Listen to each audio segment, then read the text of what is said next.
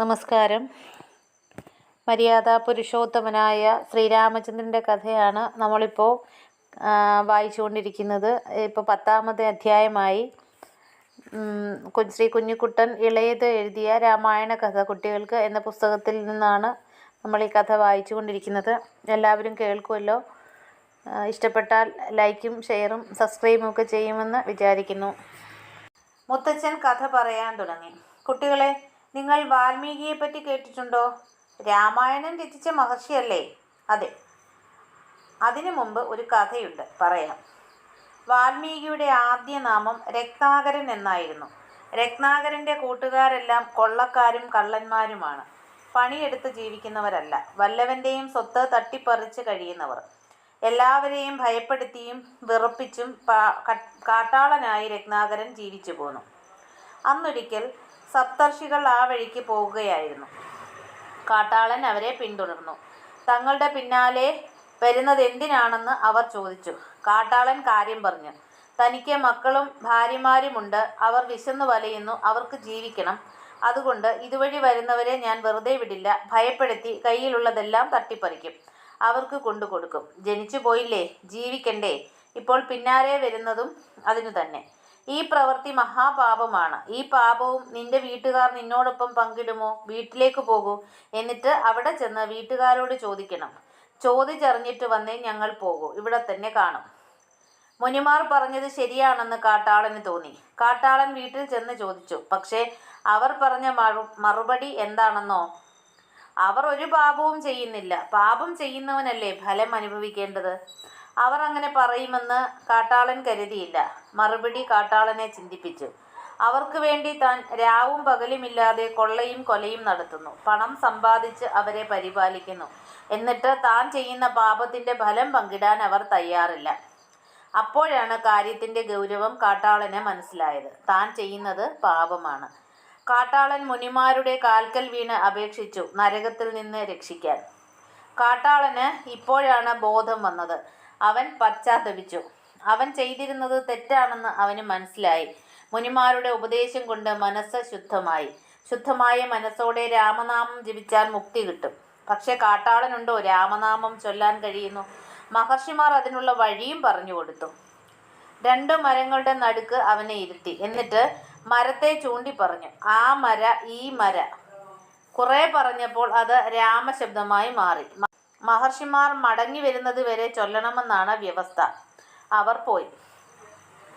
രാമ രാമ രാമനാമം ചൊല്ലി വർഷങ്ങൾ കഴിഞ്ഞു. പിന്നെ യുഗങ്ങളായി. കാട്ടാളൻ രാമനിൽ ലയിച്ചു. എല്ലാ ഇഹലോക ബന്ധങ്ങളും വിട്ടു. ശരീരം ചിതൽപൊട്ടുകൊണ്ട് മൂടി. മഹർഷിമാർ മടങ്ങി വന്നു. കാട്ടാളനെ വിളിച്ചു പുറത്തേക്ക് വരാൻ. അത്ഭുതം തന്നെ. സൂര്യനെ പോലെ ശോഭയോടെ കാട്ടാളൻ പുറത്തു വന്നു. അന്ന് മുനിമാർ ഇട്ട പേരാണ് വാൽമീകി. വാൽമീകം എന്നാൽ ചിതൽപുറ്റ്. ചിതൽപുറ്റിൽ നിന്ന് വെളിയിൽ വന്ന ആളായതുകൊണ്ടാണ് കാട്ടാളൻ വാൽമീകിയായത്. രാമനാമത്തിൻ്റെ മഹത്വം കൊണ്ട് പണ്ഡിതനുമായി. ഇന്ന് ശ്രീരാമൻ നേരിട്ട് ആശ്രമത്തിൽ വന്നിരിക്കുന്നു. ഇതിൽ പരം ഭാഗ്യം എന്താ വേണ്ടത്?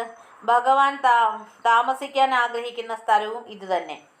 വാൽമീകി ലക്ഷ്മണനെയും കൂട്ടി ചിത്രകൂട പർവ്വതത്തിനും ഗംഗയ്ക്കും ഇടയിലുള്ള ഒരു പുണ്യസ്ഥലം കാട്ടിക്കൊടുത്തു. അവിടെ 2 പർണശാലകൾ നിർമ്മിച്ചു. ഒന്നിൽ ശ്രീരാമനും സീതയും, മറ്റൊന്നിൽ ലക്ഷ്മണനും താമസിച്ചു.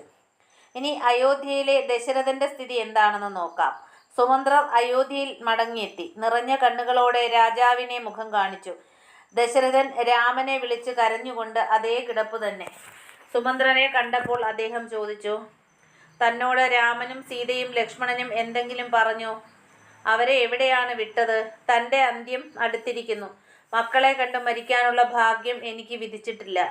താൻ മഹാപാപിയാണ്. ദശരഥൻ ഉറക്കെ മക്കളെ വിളിച്ചു കരഞ്ഞു.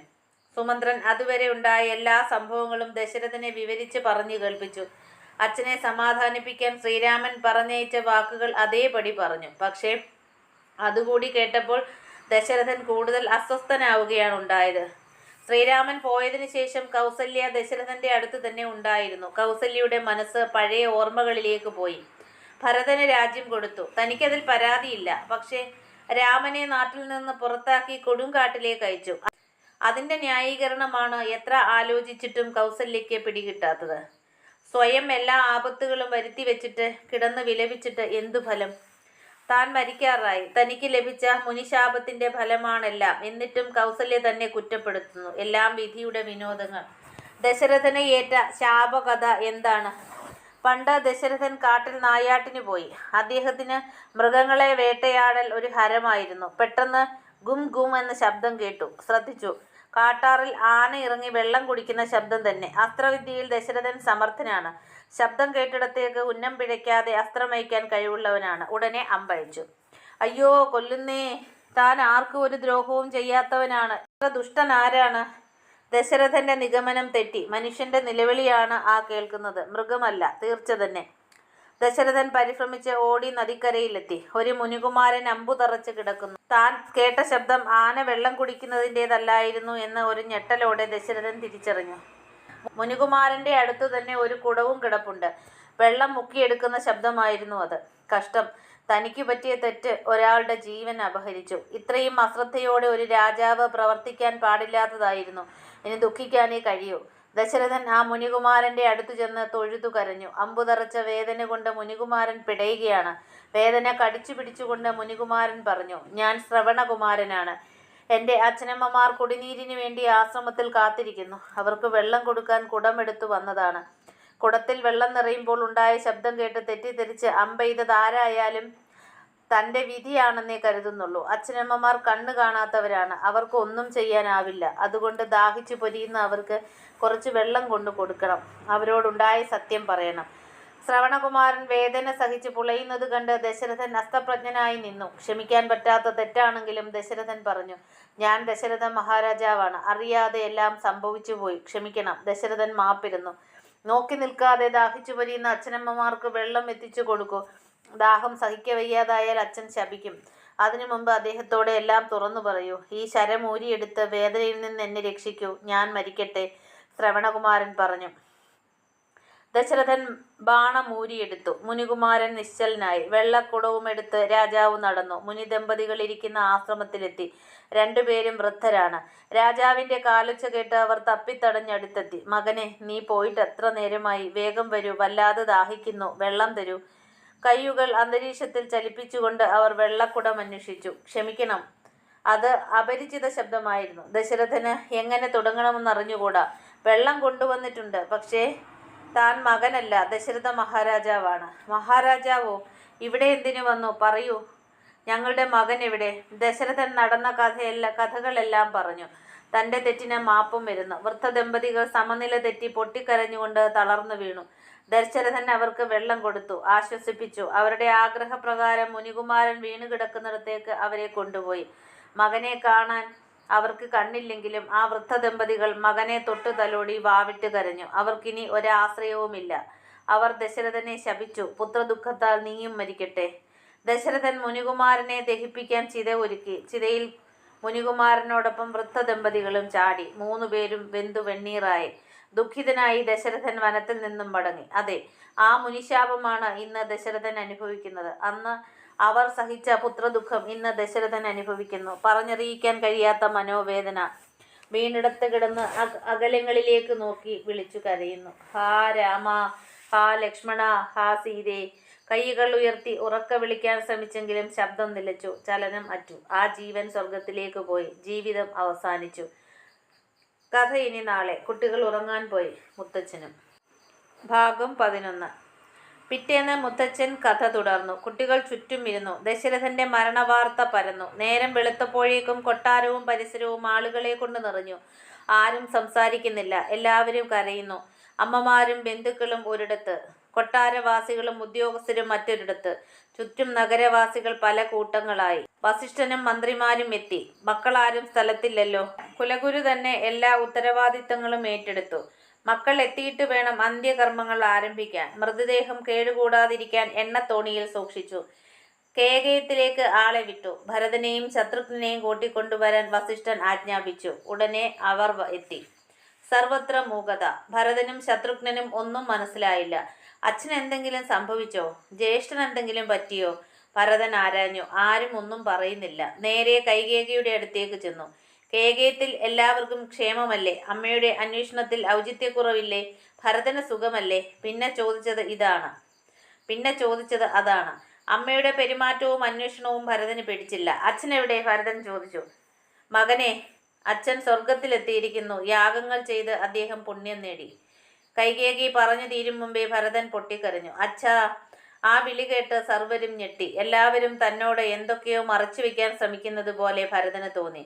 ആ ഓമനപുത്രൻ തളർന്നു വീണു. അവസാനമായി അച്ഛനെ ഒന്ന് കാണാൻ പോലും തനിക്ക് കഴിഞ്ഞില്ല. താൻ ഭാഗ്യം കെട്ടവൻ തന്നെ. കൈകേയി മകനെ പലതും പറഞ്ഞ് സമാധാനപ്പെടുത്താൻ ശ്രമിച്ചെങ്കിലും ഫലമുണ്ടായില്ല. അവർ മകനെ പിടിച്ചെഴുന്നേൽപ്പിച്ചിരുത്തി. അവസാന സമയത്ത് അച്ഛൻ എന്തു പറഞ്ഞു? ഭരതൻ കൈകേയിയോട് ചോദിച്ചു. അമ്മ ഒന്നും പറഞ്ഞില്ല. ഭരതന്റെ സംശയം ഇരട്ടിച്ചു. അമ്മ കുബുദ്ധി എന്തെങ്കിലും പ്രവർത്തിച്ചിട്ടുണ്ടോ? ആ മൗനത്തിന്റെ അർത്ഥം അതല്ലേ? രാമ, സീതേ, ലക്ഷ്മണ എന്ന് മാറി മാറി വിളിച്ചു കരഞ്ഞ് അച്ഛൻ സ്വർഗം പോകി മോനെ. മരിക്കുമ്പോൾ എല്ലാവരും എവിടെയായിരുന്നു? ആരും അരികത്തുണ്ടായിരുന്നില്ലേ? കൈകേയി ഞെട്ടി. സത്യം മകൻ അറിഞ്ഞു കാണുമോ? മകനെ വശത്താക്കാൻ ശ്രമിച്ചുകൊണ്ട് അവർ സംഭവങ്ങൾ ഭരതനോട് പറഞ്ഞു. പണ്ട് വരം വാങ്ങിച്ചതും ശ്രീരാമന്റെ അഭിഷേകം തടഞ്ഞതും വനവാസത്തിന് അയച്ചതും ഭരതനെ അഭിഷേകം കഴിപ്പിക്കാൻ നിശ്ചയിച്ചതും എല്ലാം. അച്ഛൻ മരിക്കാൻ ഇതൊക്കെ തന്നെയാണ് കാരണം. അമ്മയാണ് കാരണക്കാരി. അമ്മയുടെ ദുരാഗ്രഹമാണ് വിപത്തുകൾ വരുത്തി വെച്ചത്. സംശയമില്ല. അടക്കാനാവാത്ത കോപം കൊണ്ട് ഭരതൻ വിറച്ചു. അമ്മയെ കാണുന്നത് പോലും വെറുപ്പായി. ലോകരുടെ മുഖത്ത് എങ്ങനെ നോക്കും? മരിക്കുകയാണോ ഭേദം? തീയിൽ ചാടിയോ വിഷം കഴിച്ചോ ജീവൻ കളയണം ഭരതന് തോന്നി. ഭരതൻ ഉടനെ കൗസല്യയുടെ അടുത്തെത്തി. കൗസല്യാദേവി തന്നെ തെറ്റിദ്ധരിച്ച് കാണുമോ? അതാണ് ഭരതന് ഭയം. ഭരതൻ തെറ്റുകാരനല്ല, കൗസല്യയ്ക്കറിയാം. കൗസല്യയും ഭരതനും കെട്ടിപ്പിടിച്ച് കരഞ്ഞു. അവർക്കൊന്നും പറയാനില്ല. രാമൻ ആരാണെന്ന് ആ അമ്മയ്ക്ക് അറിയാം. പിന്നെ എന്തിന് ഭരതനെ തെറ്റിദ്ധരിക്കുന്നു? ഭരതൻ എത്തിയ വിവരമറിഞ്ഞ വസിഷ്ഠൻ വന്നു. കടമകൾ നിറവേറ്റാതെ എല്ലാവരും കരഞ്ഞുകൊണ്ടിരിക്കുന്നു. ജനനം പോലെ സ്വാഭാവികമാണ് മരണവും. അത് മനസ്സിലാക്കി കടമകൾ നിറവേറ്റണം. മൃതശരീരം ഇനിയും വെച്ചുകൊണ്ടിരിക്കരുത്. അത് ഉടനെ തന്നെ ദഹിപ്പിക്കണം, വസിഷ്ഠൻ ഉപദേശിച്ചു. വിധി അനുസരിച്ച് ദശരഥന്റെ ഉദകക്രിയകൾ നടന്നു. അന്നം, ധനം, വസ്ത്രം എന്നിവ യഥോചിതം ദാനം ചെയ്തു. എല്ലാം വസിഷ്ഠന്റെ നേതൃത്വത്തിലായിരുന്നു. അന്ത്യകർമ്മങ്ങളെല്ലാം ഭംഗിയായി നടന്നു. ഇനി എന്തു വേണം? രാജ്യം ഭരണാധിപനില്ലാത്തതാണ്. അത് നാശത്തിന് കാരണമാകും. വസിഷ്ഠൻ ഭരതനെ രാജാവായി വാഴിക്കേണ്ട കാര്യം പറഞ്ഞു. പെട്ടെന്ന് ഭരതൻ പൊട്ടിത്തെറിച്ചു. ജ്യേഷ്ഠനെ പോയി കൊണ്ടുവരണം. രാമനാണ് അയോധ്യയുടെ രാജാവ്. ദണ്ഡകവനത്തിലേക്ക് ശത്രുഘ്നെയും കൂട്ടി പുറപ്പെട്ടു. രാമൻ വരും വരെ തനിക്ക് വ്രതമാണ്. കായും കിഴങ്ങും ഭക്ഷിച്ച് നിലത്ത് കിടന്നുറങ്ങി ജടയും ധരിച്ച് ജീവിക്കും, ഭരതൻ ഉറപ്പിച്ചു.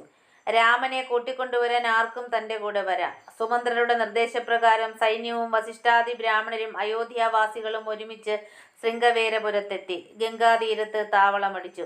സൈന്യസമേതം ഭരതൻ വന്നെന്നറിഞ്ഞപ്പോൾ ഗുഹന് ഭയമായി. അവർ രാമനെ ഉപദ്രവിക്കാൻ എത്തിയതാണോ? ആയുധധാരികളെ കൂട്ടി ഗുഹൻ ഭരതനെ സ്വീകരിച്ചു.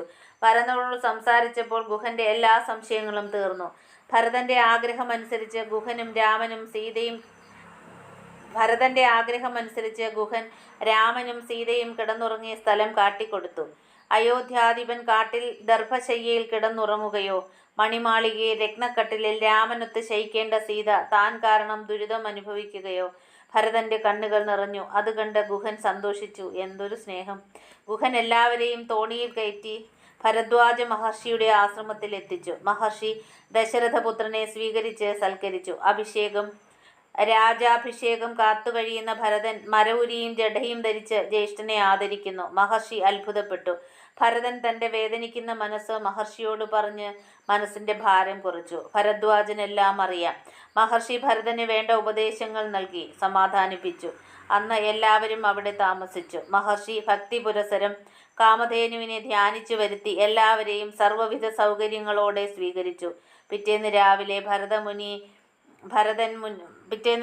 ഭരതൻ മുനിയെ വന്ദിച്ച് രാമസന്നിധിയിലേക്ക് പുറപ്പെട്ടു. ഇനി കഥ നാളെ. മുത്തച്ഛൻ കഥ നിർത്തി.